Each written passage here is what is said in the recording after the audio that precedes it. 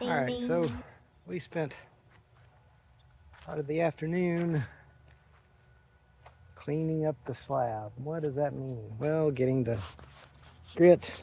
Sorry about that. There was some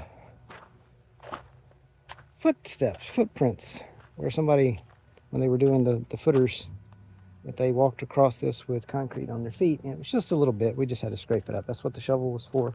That's why I kept turning the broom over. That's why I kept using the handle of the squeegee. And this water is from the hose when I was rolling it up. Ideally, it should be dry, but I chose that poorly. We still need to etch it. We're going to try to do that tomorrow.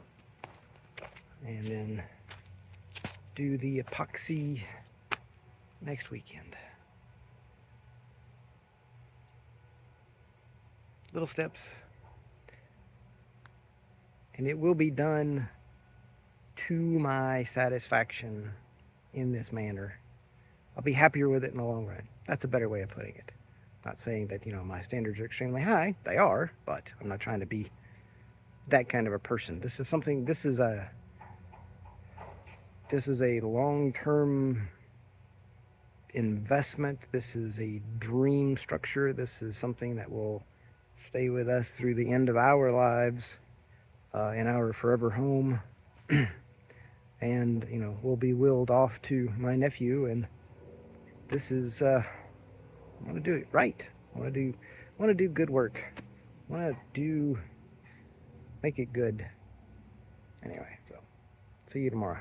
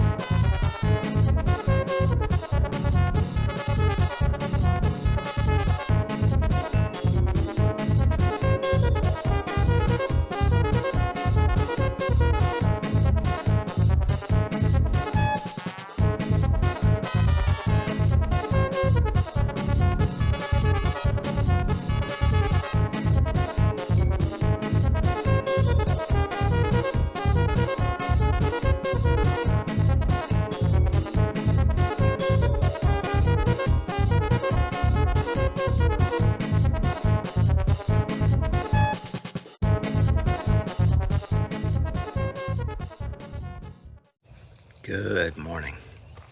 Today is the last day of prep for the slab. You can hear the rooster crowing in the background. And the crow. I don't think we've ever been out here this early. Anyway, we've got some friends coming by to help us do the epoxy.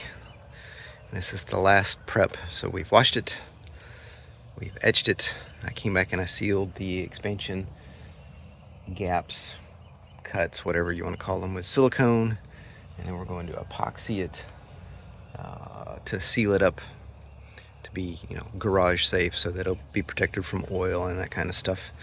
Also, it'll fill in some of the little surface divots that occurred during the etching.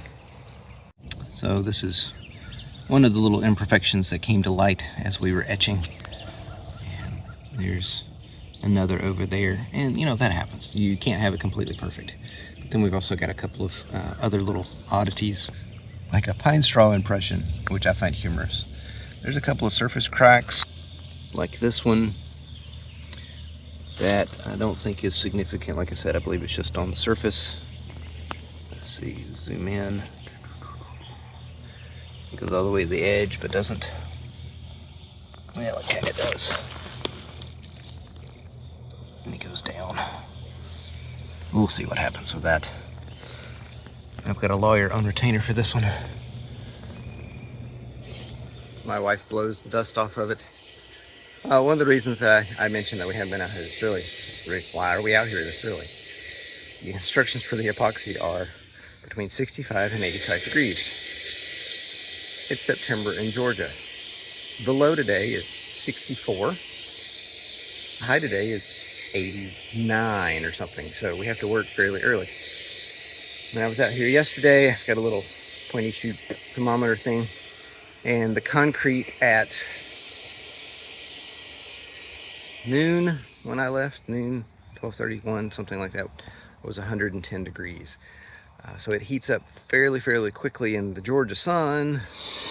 And I think it was only when I got out here at 10 o'clock yesterday morning, it was 76 degrees, the concrete itself. Now, what they're talking about is the ambient temperature, because epoxy has an exothermic reaction. It puts off heat, and it takes the heat from the environment. I think it's been several years since I've spoken these words. I've worked with two-part epoxies, resins, with fiberglass, many decades ago. Starting in, I was 15, it was a 65 Mustang that my dad repaired. He did not use gloves, lesson learned. And then in 95, we built a solar car at university.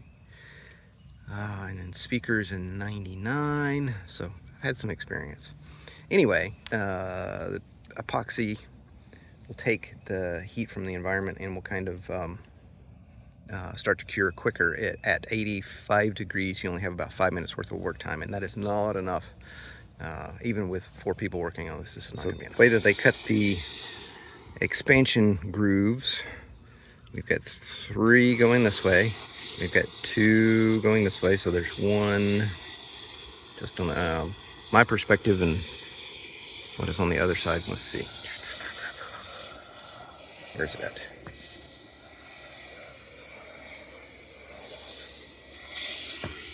Right there, and then right there. So that divides this up into 12 sections.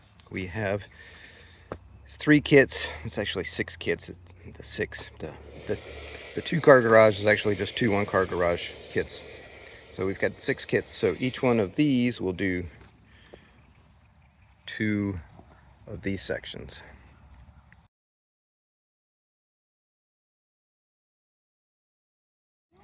The troops have arrived. Glad to see you brought the guy in the hoodie. Hoodie guy. Yep.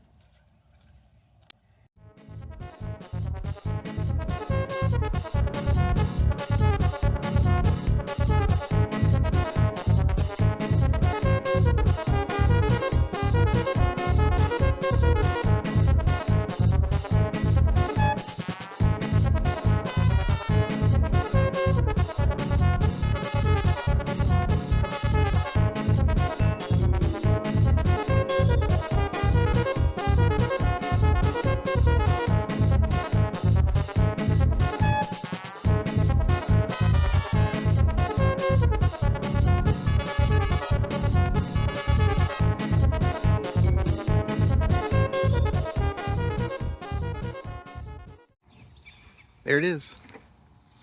All shiny and finished. I'd like to thank Robert and Alicia for coming out and helping. We would not have been able to do it. It is right at 10 a.m. The sun is coming up over the trees. The trees haven't moved, except a little bit swaying back and forth with the breeze, which there hasn't been much. Somehow we ended up using 1 kit less than expected, including the speckles, which you see here, which are kind of fun. And then that's where the grill will go. And there's a little spider climbing on my phone. This is the ramp. We didn't do that so it doesn't get slick. That's really to prevent, grill juice from staining the concrete. And then this is the welder sawdust making area outside, and we had stuff, so we went ahead and covered that. We did go a little heavy at the ramp area because that's primarily where vehicles would be parked.